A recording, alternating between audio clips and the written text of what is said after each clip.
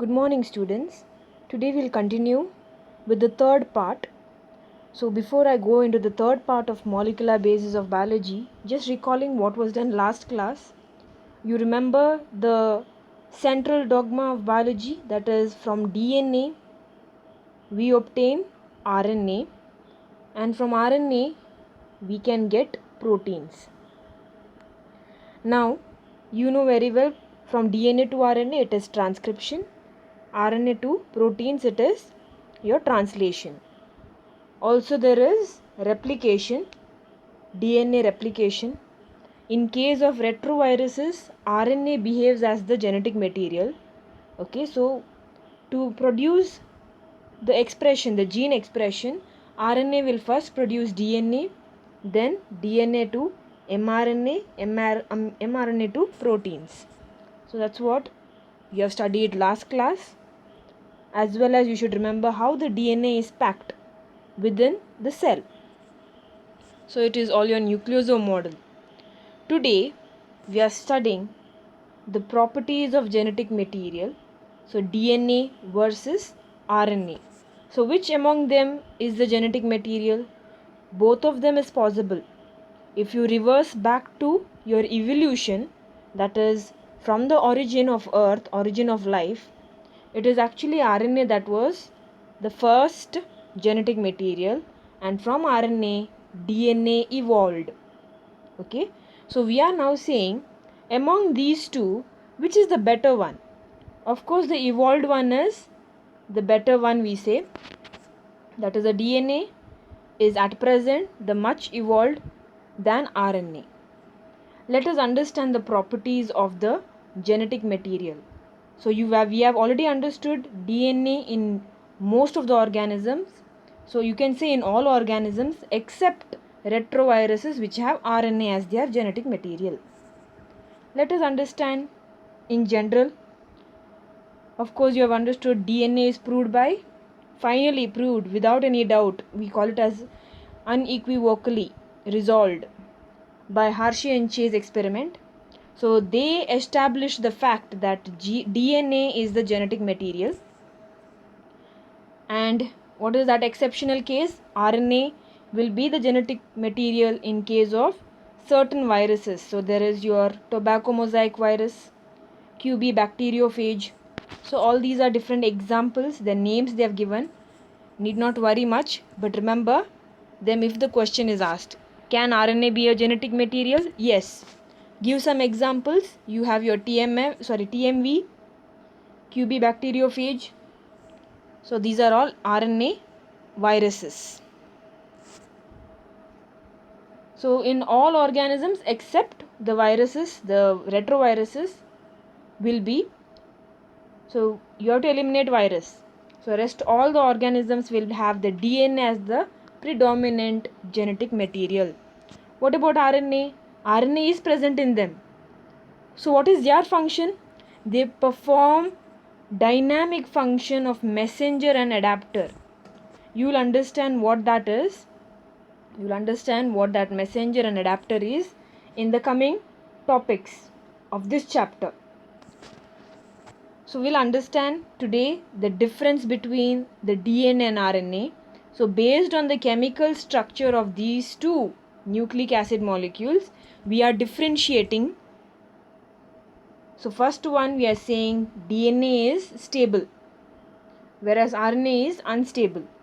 Why are we saying stable and unstable? Because of the presence of oxygen, especially because of the oxygen in the second position, second carbon atom. You remember the OH group present in RNA, so we have written presence. In case of DNA, deoxyribose, that's why the second carbon position does not have the OH group. So the oxygen is lost and only the hydride group is kept. So that is one very important part which makes it stable or unstable. So if the oxygen or the hydroxyl group is present, especially the oxygen is reactive, so that to OH second prime position, to the second position of the carbon atom, we are saying, and in that position there is your OH group in RNA, which is very reactive. So I have written it. Okay, I haven't written. Please remember, it is highly reactive. So when I say highly reactive because of this OH group, it is unstable. Whereas in DNA, they are stable because they are not having the OH group. It is absent. Okay, and hence non-reactive. Okay, this is non-reactive.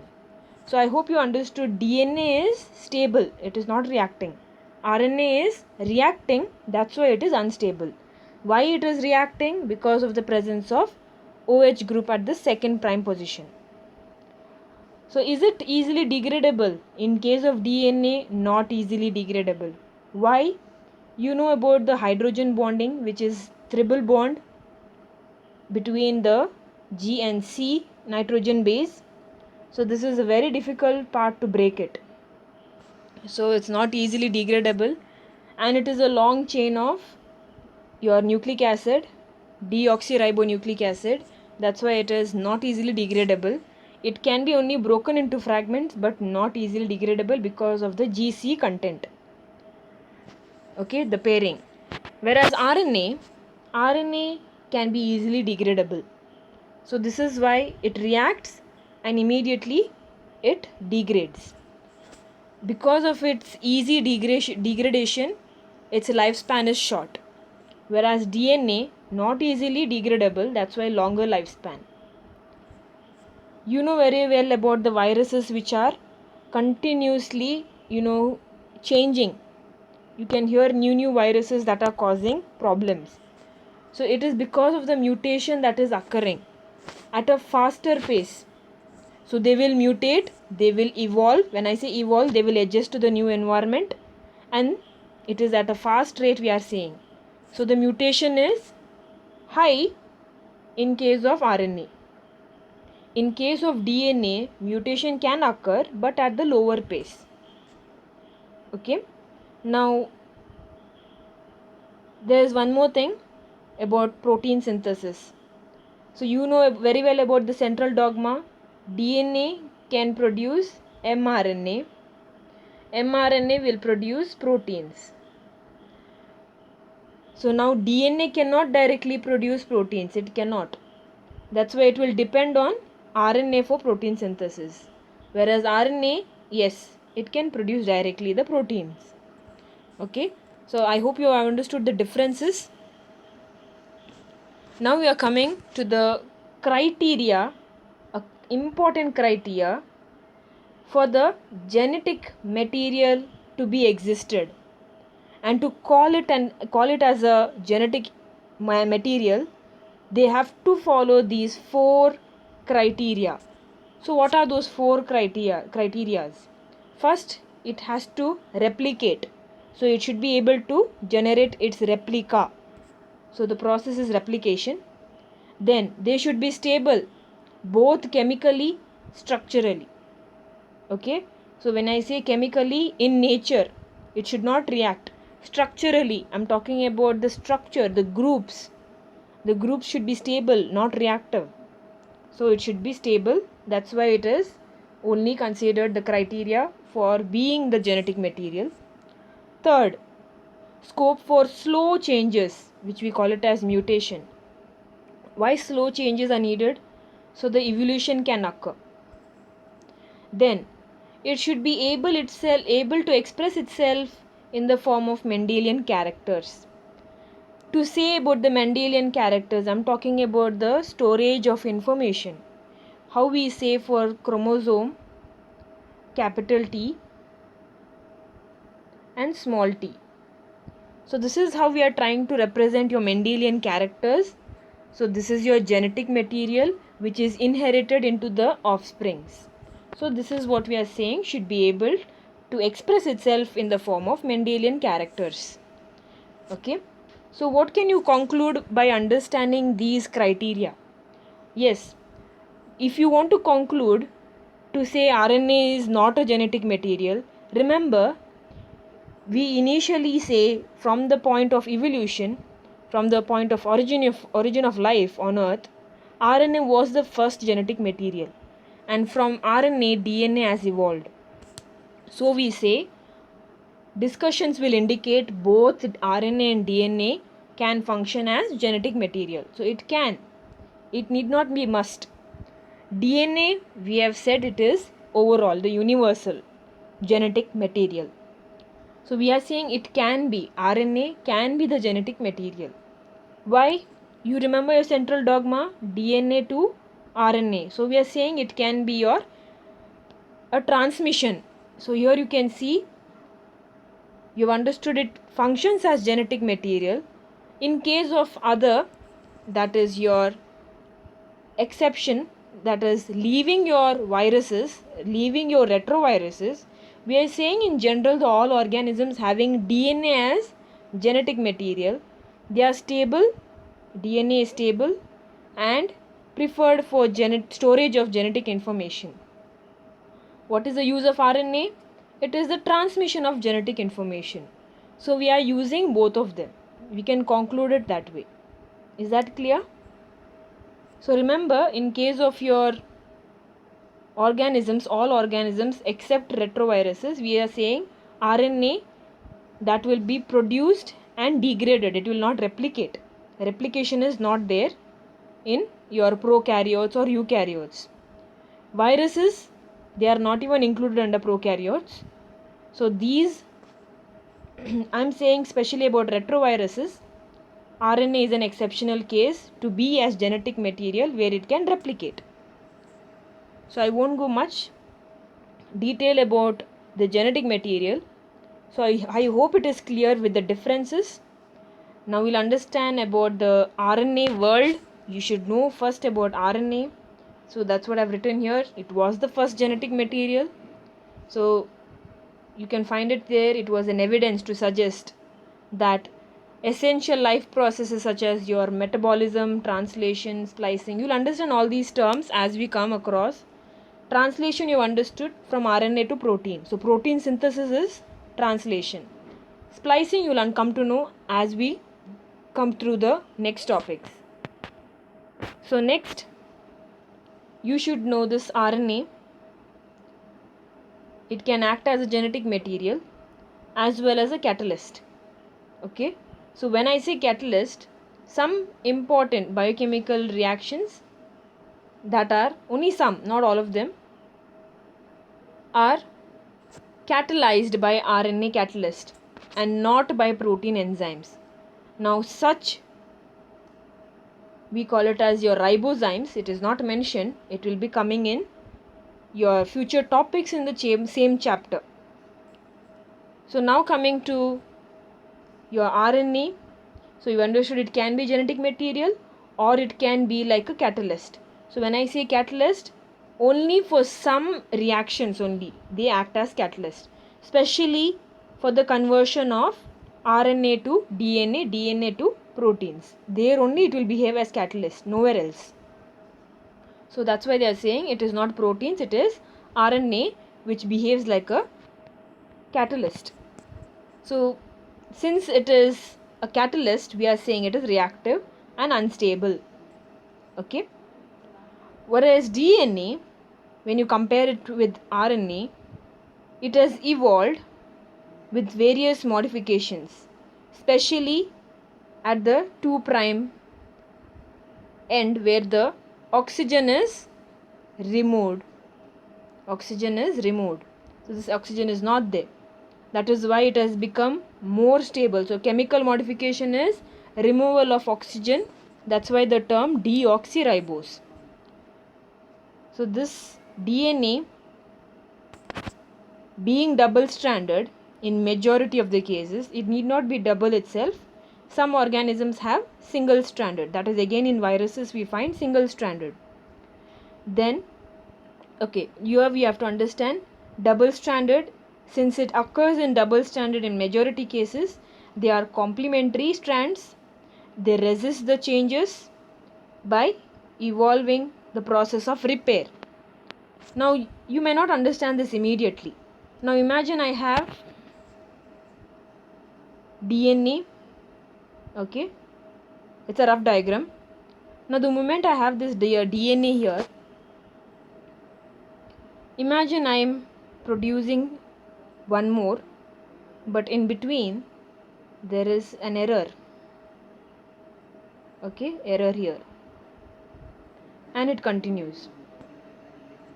Now what I want to show is this error will definitely happen because of the fast process in DNA replication. Now this error can be minimized by a process called proofreading.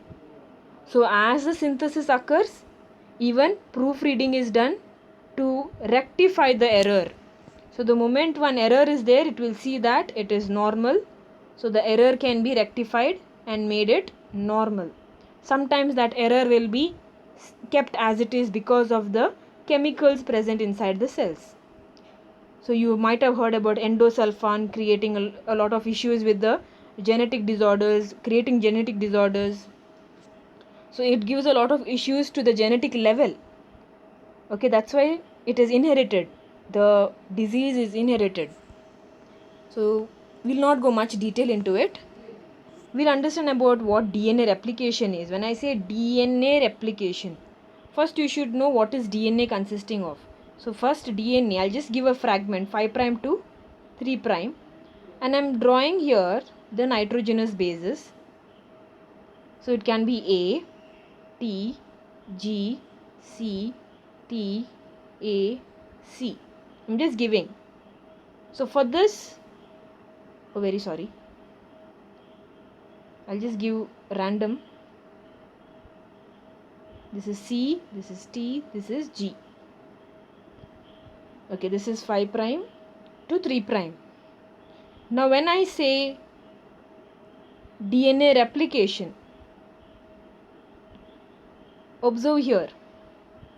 First, so I've told you here there is your nitrogenous bases, and complementary to that to this nitrogenous base is your base pair matching to it, complement to it. So it is A matching or pairing with T with double bond, G pairs with C with triple bond. So you can see everywhere that way, but the bonding is not shown. You should be well known about it. Just observe how the anti-parallel strands are observed. So this is your sugar phosphate backbone, nitrogenous base in the middle. Now this has to separate. Okay, it will separate. So whatever these two are there will be originally in the double helix form, which will be separated. So each will form as the template strand. Okay, so each will form as a template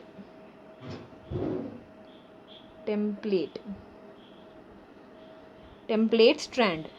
So why am I saying all this? It is because this template strand, after separating, okay, it is not easy to separate because the GC bonding is there, okay, and AT bonding is there, your hydrogen bonding. It is very difficult to separate. So and these two your strands, once they are separated, they can again rejoin. So that is the capacity of the DNA. So here it is a complex mechanism in case of the DNA replication, especially in eukaryotes. So I'm talking about your template strand which is separated. For this template strand, a new strand has to produce. Okay, a new strand has to produce. The production you'll understand one by one in today's topic. So you've understood about the DNA RNA world, the difference between DNA and RNA. Now we are talking about, I'll just show you the picture first, DNA replication. So you can see this DNA, originally it was double stranded. You can see here it was double stranded, the double strand will separate with the help of certain enzymes. Okay, with the help of certain enzymes, you can see topoisomerase, helicase. So those enzymes help in separation of the DNA strands, the two DNA strands, and each will form as a template. Okay, so this is a template, as well as the opposite used a template. So observe, I just mark here. I'll write this as 5' end to 3' end. Okay, so similarly the other way, 3' end to 5' end. So this is how it is separated. Now if you observe carefully what's happening, there are certain enzymes which help in unwinding. It was helical, right? It was helical. It has help in unwinding. So that unwinding is making it straight. I'll repeat. This is your helix.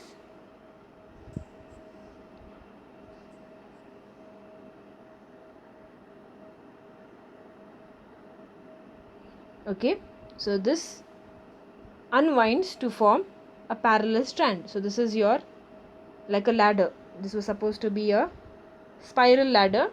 It has become a straight ladder. So that is the action done by topoisomerase. What does helicase do? Help in unwinding. Topoisomerase releases the tension created. There is a tension that is created. I'm explaining a little detailed structure. So once it is opened, you can see a fork, a Y-shaped fork. So this is called as a replication fork. Remember, once it has opened, it forms as a replication fork. Now as the replication fork opens, so as this topoisomerase ring proceeds, this fork again opens up till here. So observe here, there is one leading strand, there is one lagging strand. So when I say leading strand, it is as it opens, the synthesis is going towards. So the synthesis is continuous. Now what is that synthesis I'm talking about? DNA nucleotides are added. Okay, DNA nucleotides. You can see here they are separate and then here joint. So joining with the help of DNA polymerase. So DNA synthesis, okay, DNA synthesis is with the help of DNA polymerase. So here you can see it is continuous. Remember, the strand of the template will be 3' to 5'. Sorry, I said the wrong. Here it is 3'. This is this one direction, 3'. This is 5'. Now observe, whatever I am doing in blue is the new strand which is synthesized. So synthesis is 5', the blue strand, 5' to 3', and it is still producing this side. So it is this direction. The direction is towards the replication fork. The synthesis of DNA is towards the replication fork. That's why it is called leading strand. Please note, direction of the synthesis is 5' to 3'. Template strand is 3' to 5'. This is template. What is template? The parental strand. In blue I have marked the new strand. So I hope you understood. Then it is your lagging strand. What is that lagging strand? It is not stand, it is strand, okay? Strand, S-T-R-A-N-D. Now, so as this replication fork opens up like this, the other strand is having, I'm just marking right now, the green color. So this is your 5 prime, and this is 3 prime.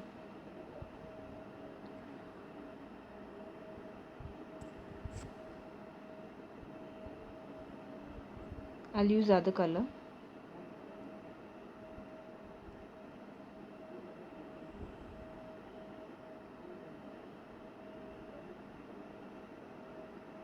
Okay, so here the synthesis is this direction. So the synthesis will be 5 prime to 3 prime here now. Okay, so here it will be 3 prime to 5 prime. Now you might wonder, what am I doing? Now this is your new strand in pink, which is 5 prime to 3 prime direction. I'll repeat again. This whole strand, okay, is template strand, okay. So this is how the template strand looks, 3 prime, 5 prime here. Why am I marking that? Because the DNA synthesis is away. It's this way. Okay. Let me give you a better idea.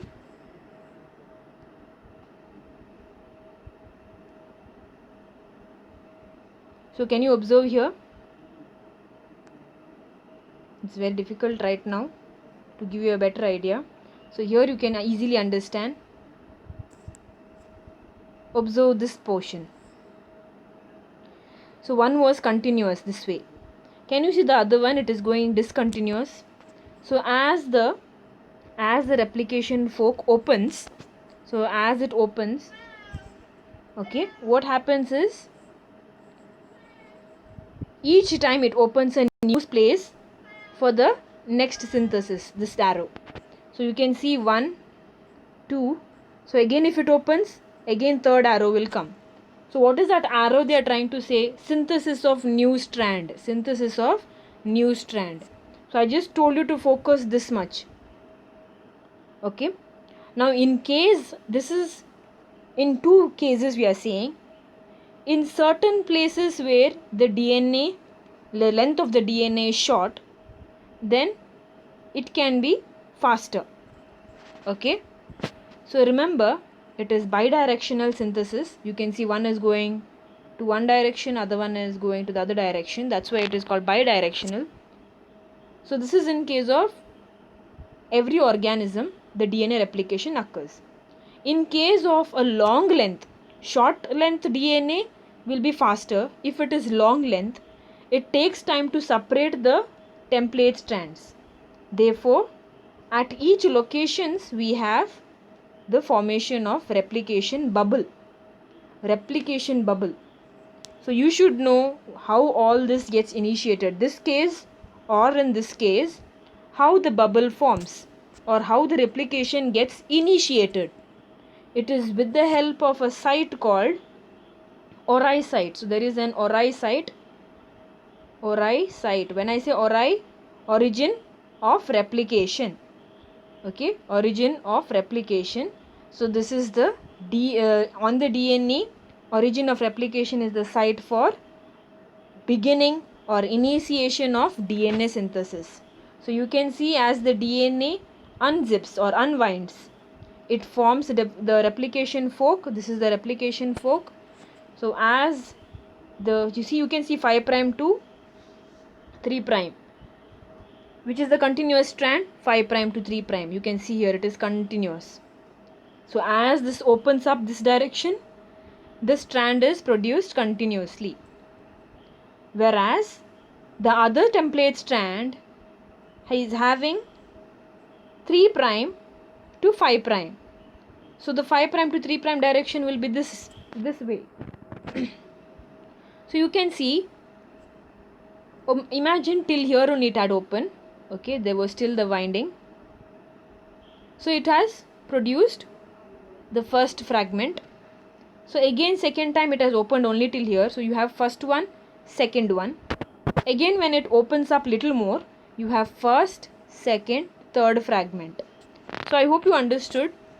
The direction of the synthesis of DNA is 5 prime to 3 prime. Remember, New strand we read 5' to 3'. That is why in this template strand we say discontinuous strand. Okay. So those fragments of DNA are called as Okazaki fragments. Extra information not needed. Okay. So CT point of view. Remember, for the DNA synthesis, there is an important enzyme needed. Wherever I've circled is the enzyme. So the name of the enzyme is your DNA polymerase. DNA polymerase. Okay. So this DNA polymerase cannot directly start. It needs a starter. Like how we have before dinner or before lunch, we say there is your appetizer. So it is your similar, just to start the synthesis, we have a starter called as your primer. So only with the help of RNA primer, new DNA nucleotides can be brought and made into a new strand. So I hope you understood. When I say DNA nucleotides are needed for the formation of new strand, whether it is discontinuous or continuous strand. I hope you have understood. So let me go for the explanation part. So let me first say this model of DNA replication was given by again Watson and Crick. He has given the model of double helix, this DNA structure. He has even told a scheme of DNA replication. A scheme. So what is that scheme? Semi-conservative DNA replication. So what was that scheme he was trying to tell? Now he's saying, so you all know about DNA strand. When it replicates, first they will separate, the parental strand will separate, and to this a new strand is produced. Observe what is there. Here you can find pink color, I represent the parental strand. Green is the new strand. Don't you think half of the DNA is still stored? Whereas the next half, the green color, is the new one. So we are saying from the parent, it has heredited into the offspring. So this is called as your half of the genetic information is transferred into the progeny. That's why semi-conservative method of DNA replication. So that's what is explained here. It suggests that two strands would separate, act as template for the synthesis of new complementary strands. So after the completion of replication, each DNA will have one parental strand and other one newly synthesized strand. So I hope it is clear. So coming to the machinery and the enzymes during the DNA replications. So first you should know the requirements for the machinery. For the DNA replication to occur, what do you need? So the your cells need DNA nucleotides, or the other word you can say deoxyribonucleoside triphosphate. Why am I saying triphosphate? Because you remember your ATP that we say as energy currency. I have told earlier, AMP, we show this energy bond. So when this energy bond is broken, we get nice amount of energy for the process. Okay, whichever process, maybe replication, maybe your translation, maybe your transcription. So it is your presence of triphosphate. So I am talking about those triphosphates with your nitrogenous base. Adenosine triphosphate. Here it is, since we are talking about DNA. Okay, deoxyadenosine triphosphate, deoxythymidine triphosphate, deoxycytidine triphosphate, then your deoxyguanosine triphosphate. Now what is that requirement for? This DNA nucleotides have two actions. That's why it has dual purpose. One, it will act as a substrate. What do you mean by substrate? For the new strand to form, you need the nucleotides. So you need these nucleotides. You know very well DNA is made up of nucleotides. So it acts as a substrate to produce the new strand or synthesize the new strand. So that is why it acts like a substrate. Second, they provide energy for the polymerization. When I say polymerization, your long chain of nucleotides. So I hope it is clear. First requirement is done. Second requirement, DNA polymerase. So we just cannot call DNA polymerase. We have to say DNA dependent DNA polymerase, the enzyme for DNA synthesis. Then there is a requirement of RNA primer. DNA polymerase can start only with the help of RNA primer. So it requires the 3' OH end of the primer, okay, 3' OH end of the primer to add the nucleotides here. Don't worry, this explanation I can do it again during the regular classes. Now try to get some idea. So this is the requirements I'm explaining. So these two are not told in your textbook. So you can omit this sentences, no problem. But it is better if you know it. Then there is your DNA ligase. When I say ligase, it joins the DNA fragments. Now coming to the machinery, there is your initiation step, elongation, termination. Initiation means beginning. Elongation, okay, once you have begun, it has to produce a long chain. So this is elongation. Termination is to end it. So you have your full answer over here of DNA replication. So first you should know there is a definite region on DNA where replication originates. We call it as origin of replication. Okay. So if it is on a long DNA molecule, the DNA will have to separate, but it is based on your occurrences of the replication site. So many replication bubbles will form. Okay. So since it is long, it cannot separate the entire length. It will form the replication bubbles. I hope you remember this particular picture. See here. Since it cannot entirely separate, it will produce at various points the replication bubble. How replication bubble can form? Because of the presence of ORI site in the replication bubble. Okay. Then there is your DNA polymerase. Since it cannot initiate the process of replication on its own, okay, so neither does it suddenly start in between. So it does not initiate randomly at any place. So there is a specific site. So that specific site is your ORI again. We are talking about elongation now. Once you've understood this, here one sentence was missing from your textbook. It is missing.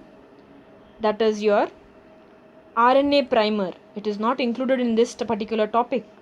But remember, it can initiate only with the presence of RNA primer. That much you write is enough. Now this DNA dependent DNA polymerase, that's what I said over here. DNA polymerases, once it has got the RNA primer, it will start catalyzing the polymerization reaction. So one strand is continuous, 5' to 3'. The other strand will be discontinuous. So here they have given the additional complications at the replication fork. What is that? One strand is continuous. One strand with the template polarity 3' to 5' has continuous new strand, whereas template with 5' to 3' polarity will have the new strand discontinuous. The discontinuous strand, this is the termination. The last, once all are ready, all the strands, the newly synthesized strands are ready. Wherever the gaps are there, the discontinuous strand has gaps between the DNA fragments. They will be joined with the help of DNA ligase. So you understood about I've colored it in a three different way to say the initiation step, the elongation, especially these two are your elongation step, and then the last line is your termination, where Finally, the DNA gets separated, and if there is a gap, the gap will be joined with the help of DNA ligase. So this is, please select somewhat like this. You will find it in your textbook. Okay, I've selected here the easy diagrams for you to understand. I hope you have understood the concept. Don't copy any of these diagrams. This is only for your concept. The diagram which you have to study is in your textbook. So the large number of nucleotides, okay, they can be replicated in a very short time. So that is, replication is your DNA polymerization. So this we are comparing with the two organisms, one in E. coli. You remember I had told to find out the answer, the number of base pairs. You have the answer it here. Answer is here. So 4.6 into 10 to the power 6. It is 10 to the power 6, not 106. So 10 to the power 6 base pairs. When you compare it with humans, it is 6.6, 10 to the power 9 base pairs. So that is the diploid content. I am just talking about E. coli. You remember the circular DNA? That is only your 4.6 into 10 to the power 6 base pair. So that replication of so many base pairs can be occurred within 18 minutes. I am talking about E. coli.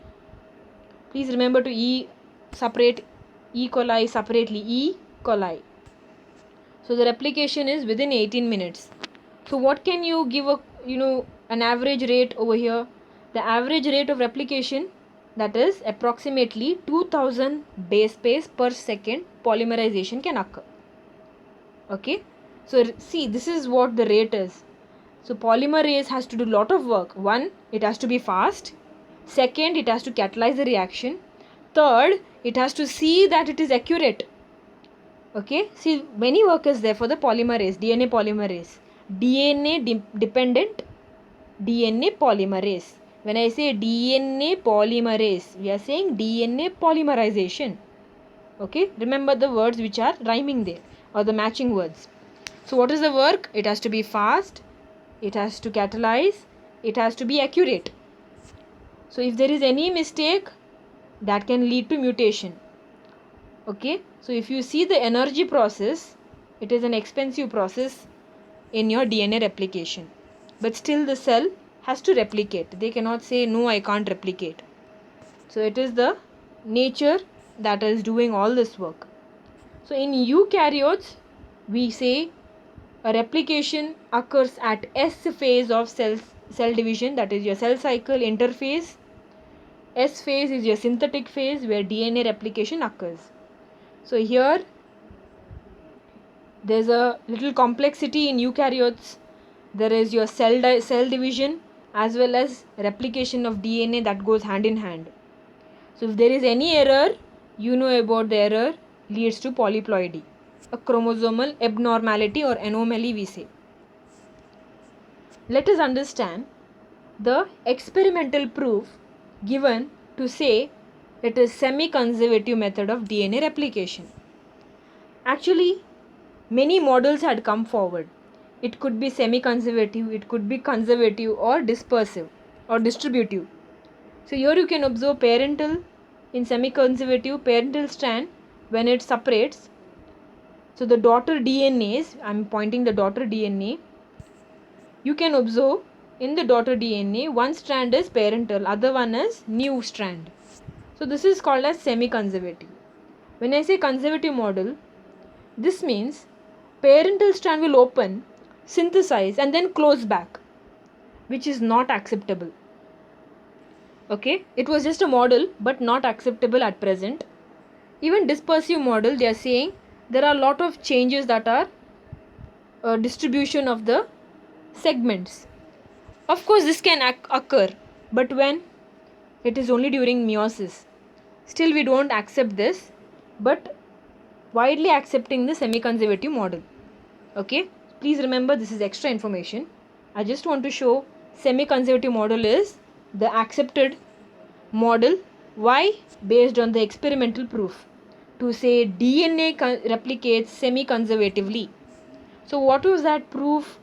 Who gave it? You'll understand now. So Matthew Meselson and Franklin Stahl, also called as your Meselson and Stahl's experiment on semi-conservative method of DNA replication. So he studied on Escherichia coli, the E. coli. So first what he did, he cultured in the lab, he cultured the bacteria in heavy nitrogen. Heavy nitrogen is N15. He cultured in such a way all the nitrogenous bases of the DNA have N15 itself, heavy nitrogen. So once he has got the pure line of N nitrogen, heavy nitrogen, he started his experiment. So replication 1 cycle, he got, so remember, once he has got the pure DNA consisting of nitrogenous base having N15, he started growing on the normal nitrogen, that is light nitrogen N14. This is common. N14 is the common nitrogen that commonly occurs in the nature. So the blue color is, we are saying N14. Pink color means it is your N15. Pink color N15. So this from here, once he has set it, he started with your first step. So what do you find here in his first generation? He found in his first generation, so there was an intermediate. How did he come to know? He took the cells, the bacterial cells. Okay, he took the cells, he nicely grinded with cesium chloride. So you can see the step 1. First he grew the E. coli in N15, that is ammonium chloride medium. So all the nitrogenous bases will be replaced to N15 based on the generations. So 14 generations, remember this is extra information, for 14 generations he made them to grow, and that's how we finally got DNA with N15. The DNA is purely made of N15. So once he has got that, he has used it for his experiment. So when he centrifuged in cesium chloride, density gradient, that is your centrifugation. So once you mix nicely, you get the density. So that's what they are explaining here. Density. So you can see it is much below. As we go down, you can see it is coming up. So you'll understand one by one. The second, generation, when he checked, second generation showed 50% normal, 50% hybrid. So you can see N14, whereas the hybrid is N15, N14. And then third generation, it is 75% N14. Okay, N14, N14. Why we are saying 2 times? We are talking about the 2 strands. Okay. So 25% in the third generation will be your hybrid N15, N14. So N14 is all your synthesized strand. So here you can observe, since it is still hybrid, it shows the semi-conservative method of replication, DNA replication. This first step you have understood. Second step they have told, they transfer the cells into a medium of N14. So from N15, the first step is understood there. So you get all N15. I'll show you the picture here. This is from your textbook. This is what first it was. He grew only on N15. Then after 20 minutes, that is first generation, he got generation 1. So you can see generation 1. He has got 2 types of DNA. But all those DNA, sorry, not 2 types. Here it is single type. Single type. That is, one is N14, N15. You can see one strand, but little higher than the previous density gradient. Then the next generation, when it is checked, the next generation showed light band and the hybrid band. So when I say light, I'm talking about N14, N14. Hybrid is N14, N15. So in your textbook it is clearly shown. So step 2 they have told, that's what here. From N15 you're transferring to N14. Okay, then again the cells are multiplied, then separated using cesium chloride gradient. Again when densities are found, that is what you got. So first 20 minutes we get first generation. Here they have explained DNA that was extracted from the one culture 1 generation. Thus the DNA that was extracted from the culture 1 generation after the transfer from N15 to N14. So they are saying the first generation when it is formed after 20 minutes. So E. coli will divide once in 20 minutes. So a hybrid intermediate density was observed. So what is that hybrid intermediate? N15, N14. Then, so the steps which I am explaining here is Michelson and Stahl's experiments, how they did the experiment. Okay. Here, what you have given, culture after another generation. So when I say another generation, he waited for somewhat 20 minutes, extra 20 minutes. So total how much? 40 minutes. He got the second generation. So here he got hybrid DNA and light DNA. What is that hybrid and light? Hybrid is your N15, N14. Whereas light DNA, it is N14 and N14. I hope you have understood. So the idea is here. This is what you draw in the exam. This is what you write in the exam. The steps, 3 steps. This I made you clear, just to giving you an idea. So whatever he is culturing, he is mixing in cesium chloride over here and centrifuging, so you get the band. So what that band contains is your answer here, composition of DNA. So first step, from N15 he centrifuged. Second step, what he has explained, from N15 to N14. Okay, so and from N14 to again N14 itself. But first what he did, he waited for 20 minutes. He waited here for 20 minutes. Why? Very sorry. He waited for 20 minutes. When he waited for 20 minutes, he got the first generation. Then again 20 minutes when he waited. So total it is 40 minutes now. It is the next generation. So he got 2 varieties. So I hope you understood. Then again if he waits, that's how it comes.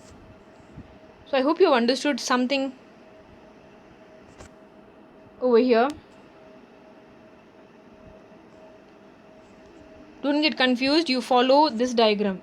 Okay, you follow this diagram. Here it is pure N15. Here 2 times they have repeated hybrid, and that's how you got 4. Don't get confused. You follow this. This is from your textbook. Okay. Then, is it only an E. coli they found? No, there are even other people who have found. Various experiments are done. So one is your Vicia faba, the faba beans. So by Taylor and his colleagues, they had done the study of the semi-conservative method of replication. Even they proved the same way the DNA replicates semi-conservatively. So but they did not use the nitrogen, they used the radioactive thymidine. Okay, so that is what you should know. They have used various each scientist will take different substrate for their experiments. So what can you conclude? What is semi-conservative method of replication, of DNA replication? After DNA replication, each new double strand consists of one parental strand and one new daughter strand or new DNA strand. This is known as semi-conservative method of replication. 1 mark question. I hope it is clear. Any doubts you have, let me know. Okay. Thank you.